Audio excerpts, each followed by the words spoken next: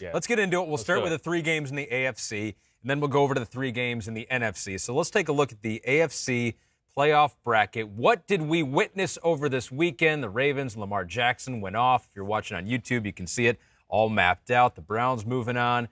Colts played well, but they lose to Josh Allen and the Bills. So that is laying it out. We're going to start with the game that we had on Sunday night. Yeah. NBC. It was the Browns somehow getting out to a 28-0 lead in the first quarter. And I want to start here. I want to start with the soundbite from Baker Mayfield talking to Michelle Tafoya after the game, just to show you how crazy this victory was for the Browns, because they were like literally introducing themselves to other teammates before the game. Here is Baker Mayfield after the game. It's on the inside, and we believe the whole time, and that's all that matters. We had Michael Dunn stepped in at left guard for Joel Bitonio, and then Michael got hurt, and a guy named Blake that I introduced myself to literally in the locker room before the game stepped up in the fourth quarter.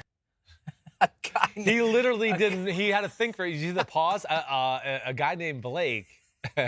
He had to think of his name for a second. I've never met him. He might not even be sure that his first name's Blake. Who knows? It's like a guy named Blake, I think. Incredible. It just no head coach, which honestly, this might have cost Kevin Stefanski Coach of the Year, because they won without him. He wasn't even that important. Just such a, I don't even know what you can take away from this game, because it's just the strangest of circumstances, both off the field and on the field in the first 15 minutes here. Well, yeah. I mean, listen, the Stefanski thing's amazing. Yeah, you're right. They played great. But he laid the cement, the foundation, whatever you want to say, for them to be able to handle this type of situation all year long. And, the fact that they got to coach. He got to get all his points out and across during the week. They didn't go in the game just going like, whoa, we're totally clueless. It stinks that he's not there. But they were prepared to play. I was going to ask you, if you went into your playoff game without Gruden there, how big of a deal? We would have been okay. The one thing I said last night in the pregame show, where I would have missed a Gruden if that was the type of is just the little reminders, the little things to look for. Yeah. Hey, Chris, West right slot 72Z bingo, you split. Hey, don't forget about 58 Lexus, right? Just those little reminders like, hey, watch out for the nickel blitz in this format. Those little things. There's what I was always like, man, that's what I thought of Baker Mayfield all week. Not to have that familiar voice in your ear, and then, the little nuances and things he might tell you to be aware for when the play actually does come about. So that's what they missed, but obviously they didn't. And wait, if you're going into the playoffs and, whoa, we need to break the ice, the jitters, we haven't won a playoff game in 9 centuries and all that crap. Damn. I mean, it couldn't have started out any better. There's just no other way to say it. Snap over your head, Ben Roethlisberger, touchdown. How about an offense that you're going, whoa, okay, Pittsburgh's got everybody back. How good does it feel to take the field the first time you touch the ball and go, we're up 7-0, and we're on the 46 going in? I mean, so any doubts or self-doubts they had, Pittsburgh did a great job of erasing them for them early on in the football game to give them confidence and go, okay, we belong, and now let's go out there and just kick your ass. Yeah, the Cleveland Browns were able to do, they were gifted that first touchdown snap over the head. You're up 7-0. You're like, okay, wow, this is crazy. But they did have to earn their points, no doubt, as well in the first quarter. Gifted some, earned the others. They did it with the running game. They did it with Baker Mayfield throughout this game, and I think this is kind of an interesting one Pete threw in here. Yeah. Per next gen stats, he was pressured on none of his 34 dropbacks. So you mentioned the holes in the offensive line. A Pittsburgh Steelers team that, had 48 straight games with a sack? Right. How does that happen? Yeah, well, I think it's 2 things that would jump out to me in that conversation. One, the experience of playing Pittsburgh twice already this year. Sure. They realize, wait, bad things happen when you hold the football and do those type of things. But really, the game set itself up early on to where they could go, wait, we don't need to take any chances. And Mike Prefer and Van Pelt can tell, Baker, hey, we got a lead here. Just get the ball out of your hands. Avoid disaster. So the game allowed them to play a conservative approach, too, because they never at any point really had to reaccelerate until it got 35-23. But the thing that, I want to say off of one thing you said there, they still had to make plays, and you're right about that. They get the ball at the 46-yard line. The Pittsburgh Steelers, on 3rd down now, and he's going to throw the 40-yard touchdown pass to Jarvis Landry over the middle. Hey, it's bad snap by Marquise Pouncey. Big Ben throws the stupid interception. So you got 2 star veterans that let you down a little bit. Then on that play there, the touchdown to Jarvis Landry over the middle, really, they have a defense called to take away Jarvis Landry over the middle. And what's even crazier is when Baker played Pittsburgh in Pittsburgh the first time around, it was a similar play, and Minka picked it and ran it for a touchdown and a pick 6. But it's like the experience of that. Baker saw him this time and, threw a rifle right before he could really get his hand on it. But it was, to your point, it wasn't just like it was laid out there. Yes, they were fortunate, but they made some of their own luck happen. And they were clearly the more physical, intense team on the field, especially in the first half. Pittsburgh was sleepwalking. I don't care if they were down or not. Cleveland was whooping their butt up front, too, on some of these drives, even though they weren't long drives. And I think, they were the better team, period. So what, practice is overrated? Is that what we've learned here? Well, no, practice is not overrated. Maybe a little. But to a degree, maybe this late in the year, all right, I'll say that. And for a team like them where, you've heard me say this, they're kind of basic. It's not a complicated formula. It's, hey, we're going to pull a guard and knock your end out, and we're going to run inside, outside zone, and we're going to run bootleg. So it's not like it's like, oh, crap, we've never run this play, or, man, I wish I would have got to throw this new route we put in the game plan a few times live action. But they are who they are. They are there, but there's going to be things they need to practice this week with Kansas City. All right, let's take a little bit closer look at the running game here. Kareem Hunt and Nick Chubb went off again, combined 124 rushing yards, 82 receiving yards, 3 total touchdowns. Knew it was the way they were going to have to win, and it was the way they won in this one. We're going to go deep dive into one of those touchdowns here. So this is our film deep dive brought to you by Applebee's, which I'm a big fan of Applebee's. They got a wide selection. Come on. I eat it all the time. I wouldn't Burgers just say and that. fries. Exactly. Yeah. It's Every like time. good American food. Right. So we're going to go into Kareem Hunt. He had 2 rushing touchdowns in the first quarter. We're going to take a closer look at the second touchdown that he had in this game. What did you see specifically about that play? Well, it's shotgun passing formation, right? That's the first thing that jumps out to me. And then you just mentioned Pittsburgh, at this point of the game, and don't let this run yet. Stop this right here just for a second. But Pittsburgh, to this point in the game, the quick passing game was starting to work. So, the Cleveland Browns, the quick passing game was working. So Pittsburgh's got to worry about it. It's not like they can go, well, it's shotgun and, okay, they're not throwing that good, so let's put all our eggs into stop the run basket. No, they had to defend the pass. The best thing about this is, and if you could rewind this for me back there, James, is what I love is the motion. That's what's the start of it. And David Njoku coming across, that gives him the leverage and started, James. Go ahead and let it go. So there's Njoku in motion. Now he gets to pin Highsmith down over there. And as they do that, the center, J.C. Treader, he pulls. And go back one more time, James, so we can break this down. But the center, who you see snaps the ball here, okay, he is going to pull around. Kareem Hunt does a great job of kind of just being patient, letting his blockers get there. And once he sees J.C. Treader get his body on Vince Williams, he goes, now I can turn the corner and put the pedal to the metal to score the touchdown. J.C. Treader pancakes Vince Williams. It's an unbelievable run-blocking offensive line. All these guys can pull. All these guys can overpower you. You can't just play pass because Kareem Hunt's in the game, right? You're thinking, oh, it's not Nick Chubb, it's Kareem Hunt. They'll probably throw the ball. No, he's just as talented or very close to as talented as Nick Chubb and powerful in that. But that just showed the overall game. Schematical issues that Cleveland gave Pittsburgh, and then just utter physical, we're going to beat you up mano-a-mano. Yeah. And that was the impressive part of what Cleveland brought to the table. And J.C. Treader was the guy that was able to spring Nick Chubb on that long, short little pass where he broke it, right? He kind of got out messed there, up the guy that was covering and got Chubb. the push down there. It might have been Vince Williams again now that I'm thinking about it. I can't remember. But extremely athletic, one of the better centers in all of football. And the amazing thing is they did this last night without one of the better guards in all of football, in Joel Bitonio. So that's something to watch for here. But, Cleveland's going to have a lot of confidence going into Kansas City this weekend. Having said that, yes, it did get a little close, right? I was thinking when I was watching the game, I was like, well, if you're going to fall behind 28 points, the best time to do it is the first quarter. It's an ultimate best time ever. Definitely. If it's going to happen. So they had time to come back, which they did. I put a key moment for me was when the Steelers were down 12. Right. They had that 4th and 1 from their own 46. Remember that? Yeah, and it seemed like all the momentum had shifted towards Pittsburgh. And I thought, wow, they're going to go for this here because they've got all the momentum. They're doing basically whatever they want to do on offense, because I was looking at the drives they had for Pittsburgh.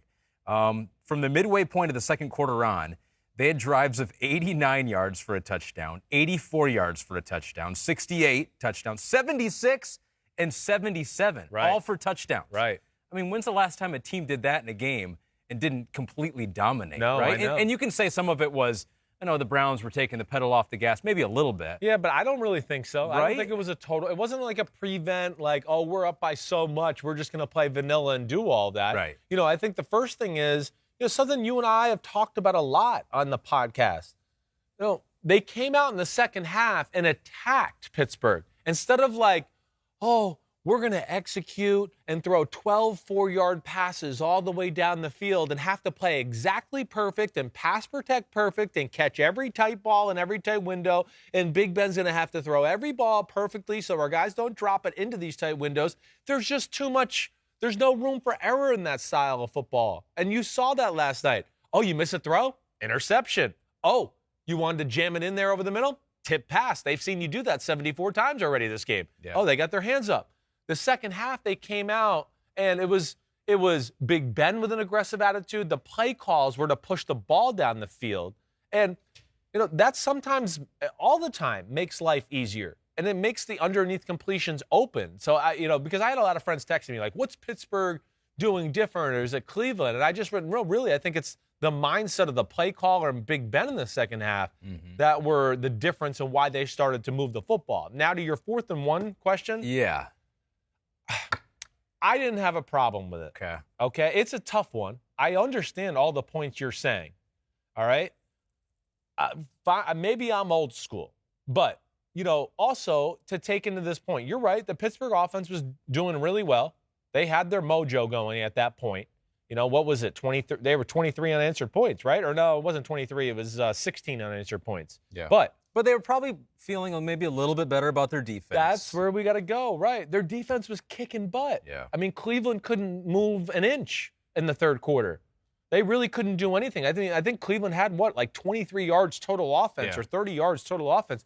So this is a defensive coach who built a team through his defense. And he's going, okay, I think we've righted the ship here, and I feel really good about my defense. I know we're still down by 12, but he's also looking at it like, I've been stopped on 4th and 1. I've been stopped on 3rd and 1. You have no running game. And we have no running game, and I don't want to give them the short field and then just let them have one play and catch the momentum. So I get what everybody's saying. I understand the question. Not going to sit here and eviscerate Mike Tomlin for that. Not with the Pittsburgh Steelers defense and the way the game was going at that point. I have no issue with it. So really, then you give credit to Cleveland. Right. They did it. They had that crucial 3rd and 2. Jarvis Landry, remember that little completion there where Baker thought about running for a second, pulled it back, threw it to Landry. That was huge because that was at their own 30. If they don't convert that, they're punting the ball right back, and who knows what happens. It might have been the play of the game. You're right. Because Pittsburgh gets on the field, and then I would go, oh, watch out. I mean, but go ahead. And it ends with Nick Chubb with a long run after the catch for the touchdown. Right. And then the game kind of was over. That was about point. it. It felt like the game was over. Yeah, that took the wind out of Pittsburgh. You fight that hard to come back, and now you're going to be down 3 scores once again, legit 3 touchdown scores too. That was a backbreaker, and that's where I want to give Cleveland, Baker Mayfield, Alex Van Pelt, Stefanski a lot of credit for calling plays that weren't stupid or overly aggressive, but aggressive enough to go, we're not just going to crawl in a shell here and let you back in the game. Sure. That was where I really respected it. They pushed the issue. Oh, 3rd and 2. Oh, we got the great Browns offensive line. They knew the Steelers were going to sell out to stop the run. So let's get Jarvis Landry and try to make something happen and win that way instead of can we block Tuitt, Hayward, TJ Watt, and the rest of these freaks on that line. They just said, let's just go our one guy against their guy and let our really damn good quarterback throw the ball. Pete wants to give a damn okay in this game. Okay. James, can we do it? Can we run the damn okay song? he might not have been ready for that. I know. I really did spring it on him super fast. Totally. He's looking over there. James is like, wait, what? Well, we do that. I'm just keeping him on his toes, right? It's playoff football. Damn. Oh, there we go. There's James. He's clutch. Yeah, no, I mean, He's like, stop talking, guys. I'm ready to play the song. Oh, baby. I am Chris Simms. Okay. Damn. Okay. Well done, James. Pete wants to give it to Browns corner MJ Stewart. Sure. Browns missing 2 of their top 3 corners with Denzel Ward and Kevin Johnson out due to COVID. He did allow 12 catches, 99 yards, but just an average of 8.3 yards per completion. Yeah. So feisty player. Feisty. He is. He's good in the run game. He tackles. He doesn't have great speed, so he's not going to be able to cover people, all day long, man-to-man, all over the football field. He's kind of a hybrid safety nickel type of guy. But, yeah, I mean, had some timely plays, some timely tackles. Of course, got the interception. I understand that. There's a few guys in that defense we could give damn okay to. Yeah. But, good for MJ Stewart. And that secondary in general. No, really, that was impressive, because even though they gave up 501 yards to Big Ben. That's okay. It doesn't matter. It's 500 yards at a loss. That's all that matters. And, but Carl Joseph made a few plays during the football game. And then, of course, MJ Stewart, that was cool to see because their secondary was undermanned. That was big time. The one final thing I want to say is, for me, is that I am sympathetic to Steeler fans this year because I feel like this was a really sucky year for them. That's tough. Because you have this great start, right? But no one's giving you credit for it. So you're having to fight for, respect, even though your team's 11-0. Right. Then the team falls apart. You get beat in the playoffs by a COVID-depleted Browns. I was listing the fans that I think had a better and more enjoyable season than the Steelers, and there were a lot of non-playoff teams. I think Washington, their fans probably feel better about the year. Like the Giants, Carolina, maybe even Arizona, Miami, Chargers. It's just a rough year to be a Steelers fan. Even though you're 12-4, you feel like this is good. No, well, you get your hopes so high. You did. And you get to 10-0 and 11-0, and you go whoa, we can win the Super Bowl this year. Yeah. I understand that. And then fast. It really did. It fell apart fast. It went downhill fast for Big Ben in a hurry. You think he comes back? That's going to be interesting to see. I think it's very much on the fence. I really do. This is not like Tom Brady last year. Tom Brady last year, I still went, man, he can shuffle around the pocket and his arm is still top notch. It was just like you heard me. Was it willing to stand in there and take shots to throw the ball down the field? But Ben, the movement's an issue. There's been a few games here down the stretch where I go, damn, the arm, the ball's not popping out of his hands. And he's taken a lot of beatings over his career. So I think that's very much in the air. We'll see where that goes. He obviously is contemplating it. You don't sit on the sidelines on the bench and cry and take on all the atmosphere and the stadium and all that unless you're thinking this could be my last game as a Pittsburgh Steeler. I truly believe that's what was going through his head. There were tears of joy. He's like, I finally threw for 500 yards in a playoff game. I don't think he gave a damn. Okay. So the Browns win. Steelers season mercifully done. Yeah. It was a slog at the end there.